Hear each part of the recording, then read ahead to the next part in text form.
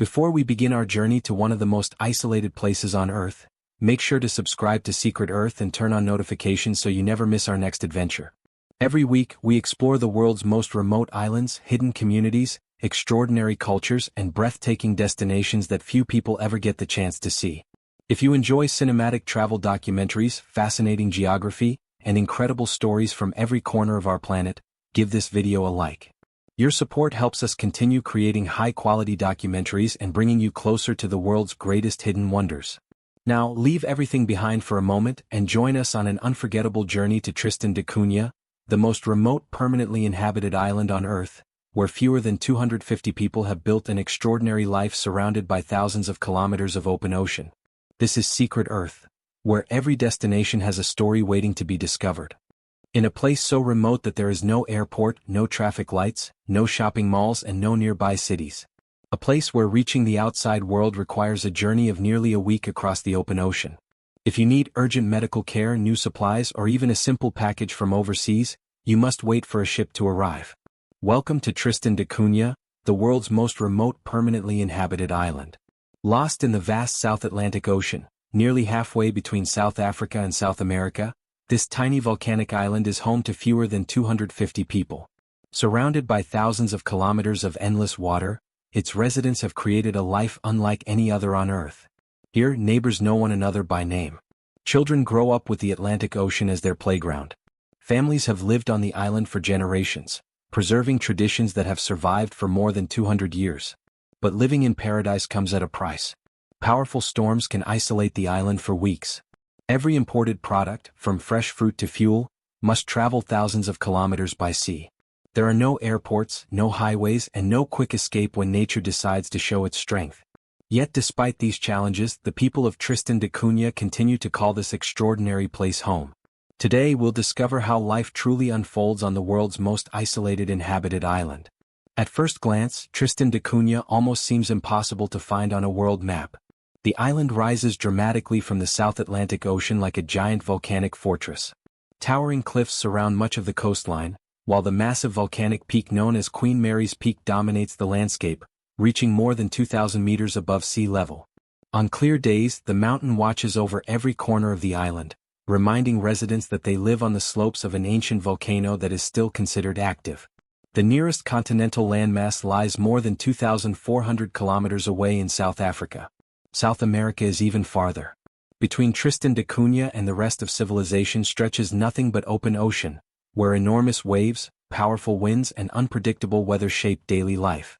Unlike most islands that attract millions of tourists every year, Tristan da Cunha receives only a small number of visitors. There is no airport, which means every person arriving on the island must travel by sea. Passenger ships depart only a limited number of times each year, and the voyage from Cape Town usually takes 6 or 7 days, depending on weather conditions. For many people, this level of isolation sounds unimaginable. For the islanders, it is simply normal life. Long before permanent settlers arrived, Tristan da Cunha remained one of the loneliest places on Earth. The island was first sighted in 1506 by Portuguese explorer Tristan da Cunha, who was leading a fleet toward India. Rough seas prevented him from landing, but he recorded the island's existence, and it eventually became known by a version of his name.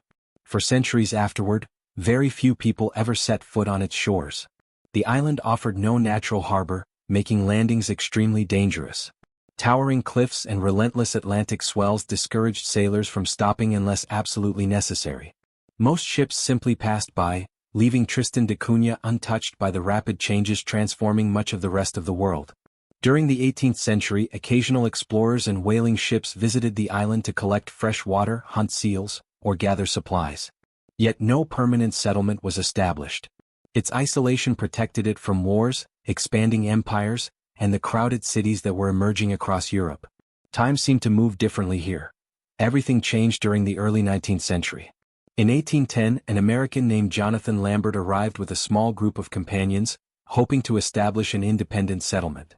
He even declared himself ruler of the islands, giving them new names and dreaming of creating a small nation in the middle of the Atlantic.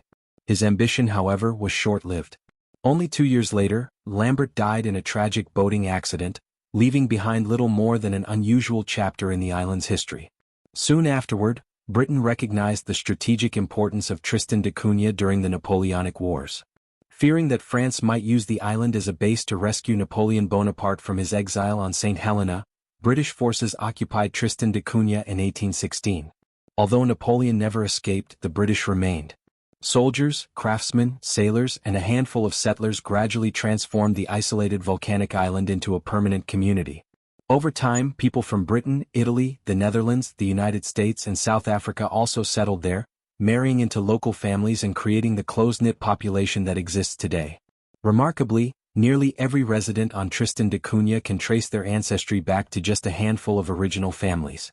Because of this shared history, the island feels less like a town and more like one large extended family. Generations have grown up together, celebrating births, weddings, and community events while sharing the unique experience of living farther from the rest of humanity than almost anyone else. Their ancestors arrived searching for opportunity, adventure, or simply a new beginning. More than 2 centuries later, their descendants continue to prove that even in one of the most isolated places on Earth, people can build a thriving community through resilience, cooperation, and an extraordinary connection to the land they call home. In the next chapter, we'll step inside the daily lives of Tristan da Cunha's residents to discover how they work, raise families, educate their children, and maintain a remarkable way of life on the world's most remote inhabited island. As the first rays of sunlight rise above the South Atlantic, Tristan da Cunha slowly comes to life. Unlike the constant noise of modern cities, mornings here begin with the sound of waves crashing against volcanic cliffs, seabirds circling overhead, and the wind sweeping across the green hills. There are no traffic jams, crowded highways, or subway stations filled with commuters. Instead, the island wakes up at its own peaceful rhythm, where almost everyone knows exactly where they need to be, and who they will meet along the way. The only permanent settlement on the island is Edinburgh of the Seven Seas, often considered the most remote village on Earth. Nearly the entire population lives within this small community, where homes, the school, the church, the hospital, the supermarket, and government buildings are all within walking distance. For newcomers, one of the biggest surprises is how compact everything is. There are no towering apartment buildings or sprawling suburbs. Most families live in modest detached homes surrounded by carefully maintained gardens. Many houses have colorful roofs designed to withstand the harsh Atlantic weather, while stone walls help protect properties from the island's powerful winds. Because imported building materials are expensive and sometimes difficult to obtain, residents take great pride in maintaining their homes. Repairs are often completed by neighbors, relatives, or local craftsmen who work together whenever help is needed. On Tristan da Cunha, community cooperation isn't simply appreciated, it is essential. One of the most remarkable aspects of island life is that people rarely lock their doors. Crime is extremely rare, and trust between neighbors remains one of the strongest foundations of daily life. Children can safely walk or ride their bicycles through the village, knowing that nearly every adult they encounter is someone they know personally. For many families around the world, this sense of security has become increasingly uncommon. On Tristan da Cunha, it is simply part of everyday life. Education also reflects the island's unique way of living. Children attend St. Mary's School, the island's only school, where students of different ages learn together in a close-knit environment. Class sizes are small, allowing teachers to give individual attention to every child. Beyond traditional subjects such as mathematics, science, English, and history, students also learn practical skills that prepare them for life on a remote island. Environmental awareness plays an important role in their education. From an early age, children understand the importance of protecting local wildlife, conserving natural resources, and respecting the fragile ecosystem that surrounds their home. They grow up learning that the island's future depends on responsible stewardship of its unique environment. Technology has gradually connected Tristan da Cunha with the outside world, but life remains very different from that of most teenagers elsewhere. Internet access has improved over recent years, yet connections are slower and more limited than in major cities. Social media, online entertainment, and video streaming exist, but they do not dominate daily life in the same way they often do elsewhere. Instead, outdoor activities remain central to childhood. After school, children often play football on open fields, ride bicycles through the village, explore nearby hills, or spend time fishing with parents and grandparents. Nature becomes both a classroom and a playground. Transportation on Tristan da Cunha is equally unique. There are only a few paved roads, and because the community is so small, most destinations can be reached on foot within minutes. Some residents own cars or small utility vehicles, but walking remains one of the most common ways to get around the village. The island has no airport. This single fact shapes nearly every aspect of life. Whenever someone needs to travel overseas for medical treatment, higher education, government business, or family visits, they must first wait for one of the scheduled ships arriving from Cape Town, South Africa.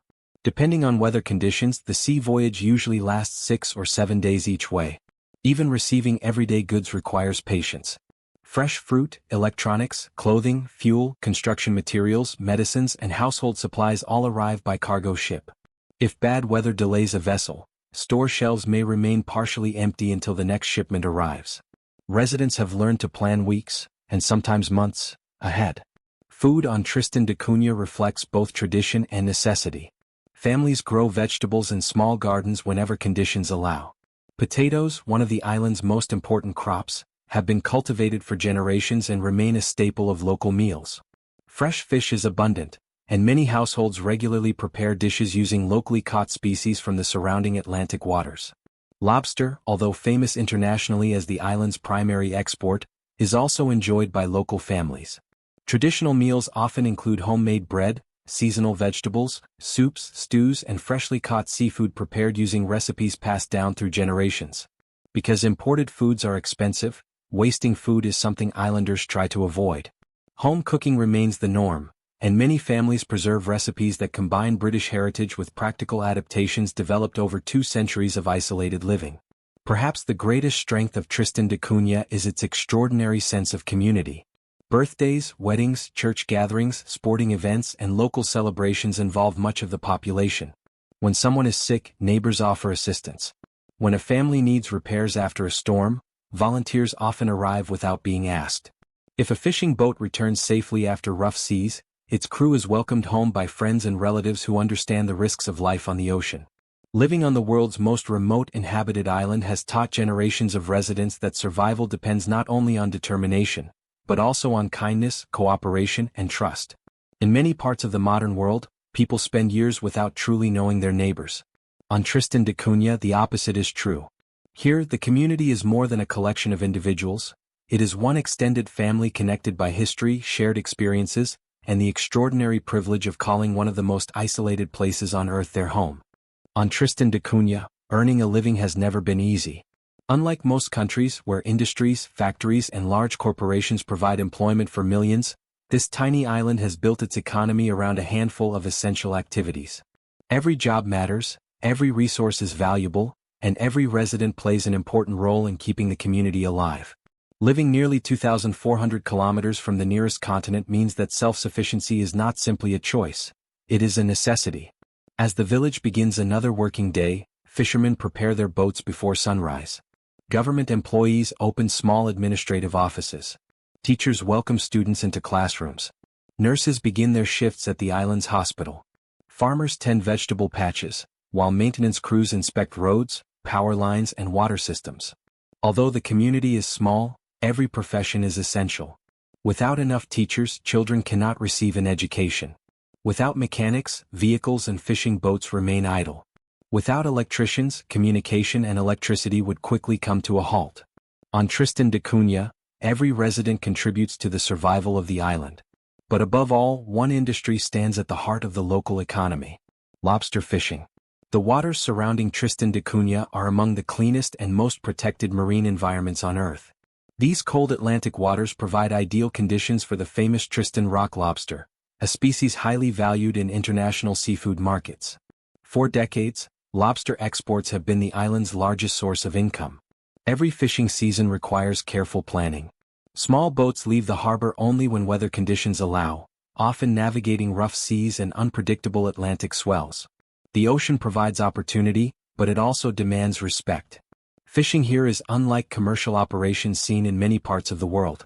Strict environmental regulations protect lobster populations from overfishing.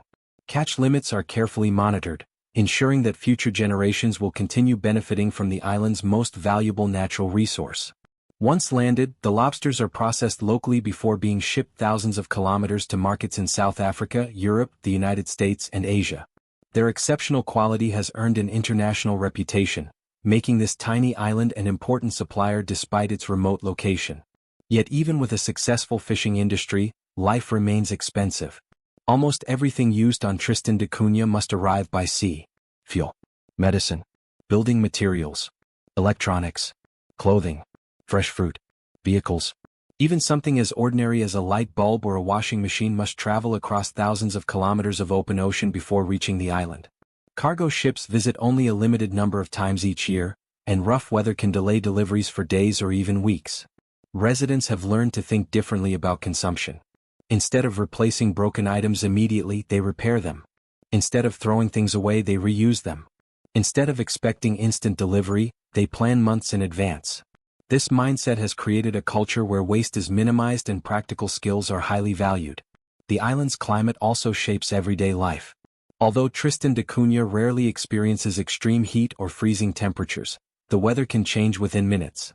Thick fog may suddenly cover the mountain. Powerful Atlantic winds sweep across the settlement with remarkable force. Heavy rain frequently arrives without warning.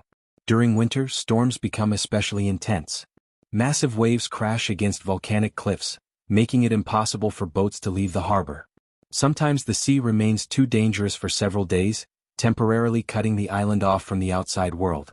Residents have grown accustomed to nature setting the schedule. Plans change. Deliveries are delayed. Visitors must wait. Patience becomes part of daily life. Living on an active volcanic island also means respecting the forces beneath the earth.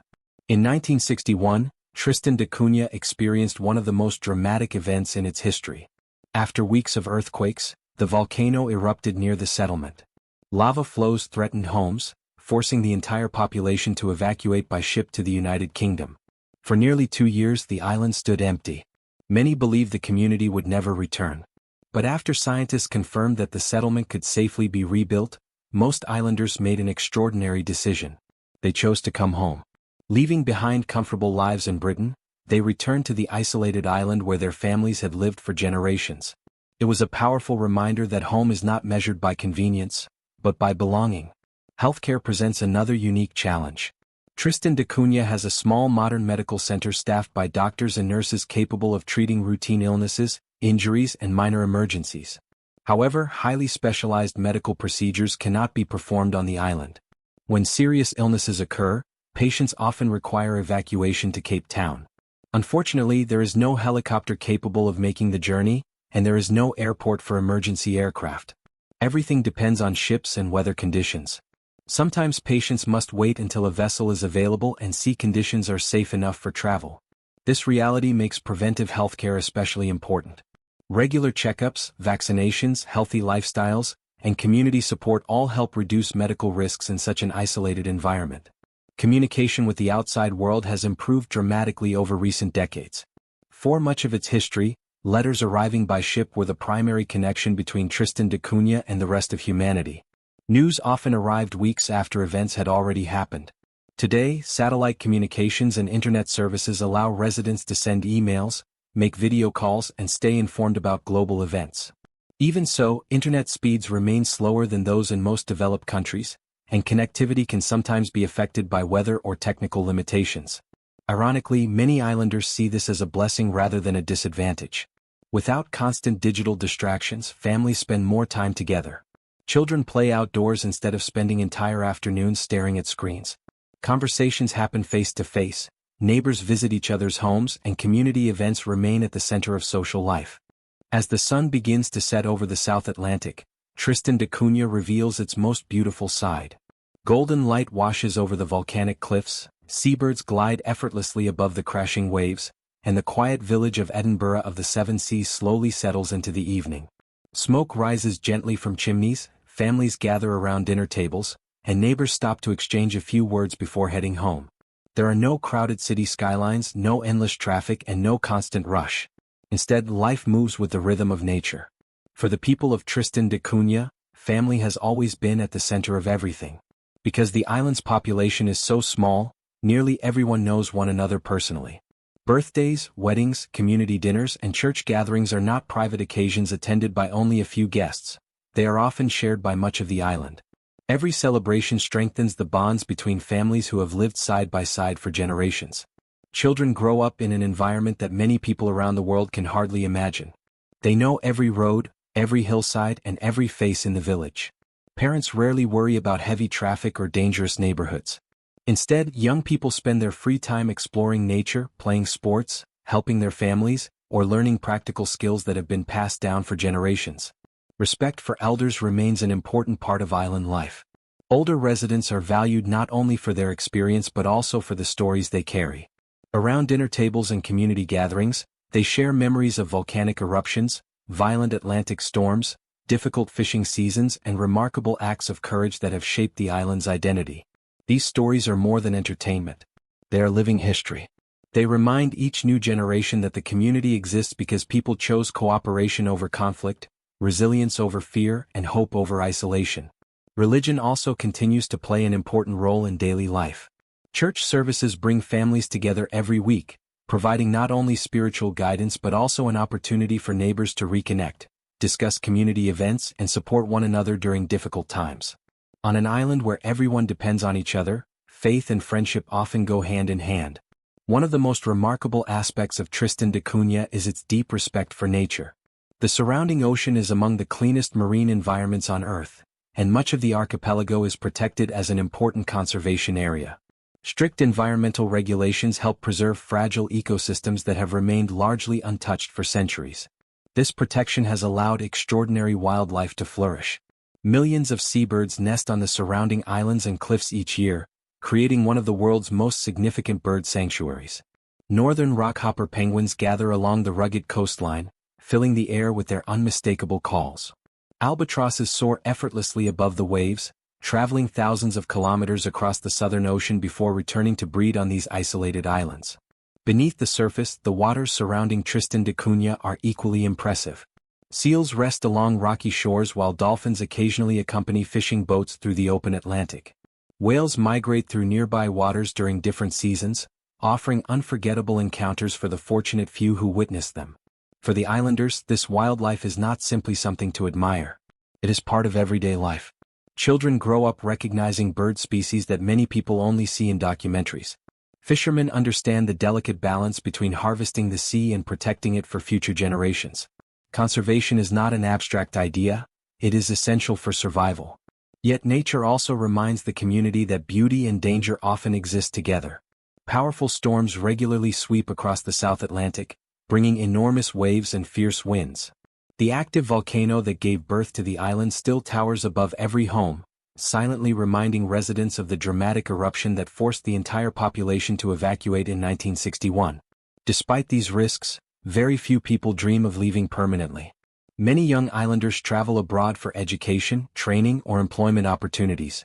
Some spend years living in South Africa, the United Kingdom, or other countries. Yet a remarkable number eventually return. Why? Because Tristan da Cunha offers something that has become increasingly rare in the modern world: a genuine sense of belonging. Here, success is not measured by skyscrapers, luxury shopping centers, or crowded entertainment districts. It is measured by strong families, trusted neighbors, meaningful work, and a community where every individual matters. Life on Tristan da Cunha is not always easy. The isolation can be challenging. The weather can be unforgiving. Medical care is limited. Travel requires patience. Supplies sometimes take weeks to arrive. But for those who call this island home, these difficulties are simply part of a life built on resilience, cooperation, and an extraordinary connection to one another.